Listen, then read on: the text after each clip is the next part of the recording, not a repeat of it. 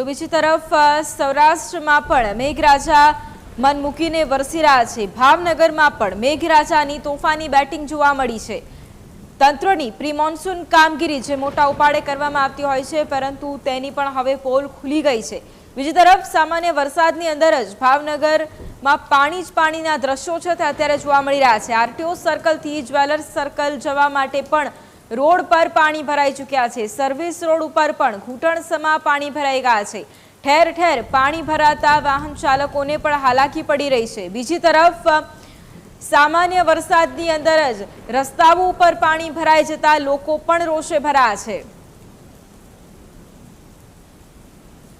ભાવનગર શહેરમાં સવારથી જ વાદળછાયા વાતાવરણ બાદ એકાએક મેઘરાજાએ મહેર મૂકી હતી। ત્યારે વાત કરીએ ભાવનગર શહેરના અનેક વિસ્તારોમાં ધોધમાર વરસાદ વરસી રહ્યો હતો। ત્યારે આપ દ્રશ્ય જોઈ શકો છો, તંત્રની જે કામગીરી છે તે તદ્દન સામે આવી રહી છે। જે શહેરના જે આરટીઓ સર્કલથી જ્વેલ સર્કલ જવાનો જે માર્ગ છે, ત્યાં જે ઓવરબ્રિજનું કામ ચાલી રહ્યું છે, ત્યાં ગોઠણસમાં પાણી છે તે ભરાયા છે અને વાહન ચાલકોને ભારે મુશ્કેલીનો સામનો કરવો પડી રહ્યો છે।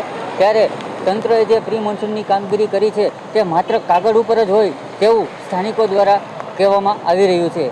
ભૌમિક સિદ્ધપુરા, ન્યૂઝ કેપિટલ, ભાવનગર।